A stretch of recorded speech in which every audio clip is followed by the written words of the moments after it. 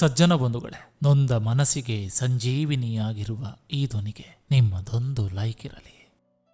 ಸಂತೋಷದಲ್ಲಿ ತಬ್ಬಿಕೊಳ್ಳುವ ಸಂಬಂಧಗಳು ತಾತ್ಕಾಲಿಕ, ಕಷ್ಟದಲ್ಲಿದ್ದಾಗ ತಬ್ಬಿಕೊಳ್ಳುವ ಸಂಬಂಧಗಳು ಶಾಶ್ವತ. ಅಹಂಕಾರ ಎನ್ನುವುದು ಒಂದು ಭಯಂಕರ ಮಾನಸಿಕ ಕಾಯಿಲೆ. ಈ ಕಾಯಿಲೆ ಬಂದವನು ಸುಖವಾಗಿರೋದಿಲ್ಲ, ಬೇರೆಯವರನ್ನು ಕೂಡ ಸುಖವಾಗಿರಲು ಬಿಡೋದಿಲ್ಲ.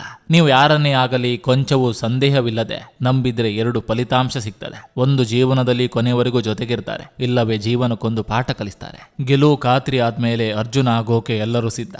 ಸೋಲುತ್ತೇನೆ ಅಂತ ತಿಳಿದಿದ್ದರೂ ಕರ್ಣ ಆಗೋಕೆ ಗುಂಡಿಗೆ ಬೇಕು. ಋಣ ಇದ್ದರೆ ಬೆಟ್ಟದ ತುದಿಯಲ್ಲಿರುವ ಹಣ್ಣು ಕೂಡ ನಮ್ಮ ಪಾಲಾಗ್ತದೆ. ಋಣ ಇಲ್ಲದೆ ಹೋದ್ರೆ ಅಂಗೈಯಲ್ಲಿರುವ ಹಣ್ಣು ಕೂಡ ಜಾರಿ ಬಿದ್ದು ಅನ್ಯರ ಪಾಲಾಗ್ತದೆ. ಕಾಯುತ್ತಾ ಕುಳಿತವರಿಗೆ ಒಳ್ಳೆಯ ದಿನಗಳು ಬರುತ್ತೋ ಇಲ್ವೋ ಗೊತ್ತಿಲ್ಲ, ಆದರೆ ಕಷ್ಟಪಟ್ಟು ದುಡಿಯೋವರಿಗೆ ಇಂದಲ್ಲ ನಾಳೆ ಒಳ್ಳೆಯ ದಿನಗಳು ಬಂದೇ ಬರ್ತವೆ. ಪ್ರಪಂಚವನ್ನೇ ಮುಳುಗಿಸಬಲ್ಲೆ ಎಂದು ಸಾಗರ ಮೆರೆಯುತ್ತಿತ್ತು. ಆದರೆ ಒಂದು ಹನಿ ಎಣ್ಣೆ ಸಾಗರದಲ್ಲಿ ತೇಲಾಡುವುದನ್ನು ನೋಡಿ ಸಾಗರ ನಾಚಿಕೆಯಿಂದ ಮೌನವಾಯಿತು. ಸಾಧಕರ ಸಹವಾಸ ಮಾಡದಿದ್ದರೂ ಪರವಾಗಿಲ್ಲ, ಆದರೆ ಸಮಯ ಸಾಧಕರ ಸಹವಾಸ ಎಂದಿಗೂ ಮಾಡಬಾರದು. 10 ಬಾರಿ ಸೋತರೂ ಮುಂದಿಟ್ಟ ಹೆಜ್ಜೆ ಹಿಂದಿಡ್ಬೇಡ. ಯಾರಿಗೊತ್ತು, ನಿನ್ನ 11ನೇ ಪ್ರಯತ್ನ ಇತಿಹಾಸ ಸೃಷ್ಟಿಸಬಹುದು. ವಿಶ್ವಾಸ ಕುರುಡಾಗ್ಬೋದು, ಆದರೆ ಅನುಭವ ಮಾತ್ರ ಸತ್ಯವೇ ಆಗಿರ್ತದೆ. ನೆನಪಿರ್ಲಿ, ಎಲ್ಲ ಪಾಠಗಳು ಪುಸ್ತಕವೇ ಕಲಿಸೋದಿಲ್ಲ. ಕೆಲವೊಂದು ಪಾಠಗಳು ನಾವು ನಂಬಿದವರು ಮತ್ತು ಸಂಬಂಧಗಳು ಕಲಿಸ್ತವೆ. ಪರಿಚಯ ಆದವರ ಮೇಲೆಲ್ಲ ಭರವಸೆ ಇಡಬೇಡಿ.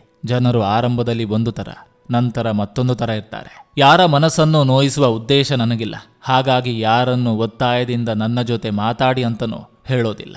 ಸಂಬಂಧ ಕಳೆದುಕೊಳ್ಳೋ ಹಾಗಿದ್ರು ನಿಜಾನೇ ಹೇಳಿ, ಸುಳ್ಳು ಹೇಳಿ ನಂಬಿಕೆ ವಿಶ್ವಾಸ ಕಳ್ಕೋಬೇಡಿ. ಯಾಕಂದ್ರೆ ಬಿಟ್ಟು ಹೋದ ಸಂಬಂಧ ಯಾವುದೋ ಕಾರಣದಿಂದ ಮತ್ತೆ ಒಂದಾಗ್ಬೋದು, ಆದರೆ ಕಳ್ಕೊಂಡ ನಂಬಿಕೆ ವಿಶ್ವಾಸ ಮತ್ತೆ ಸಿಗಲ್ಲ.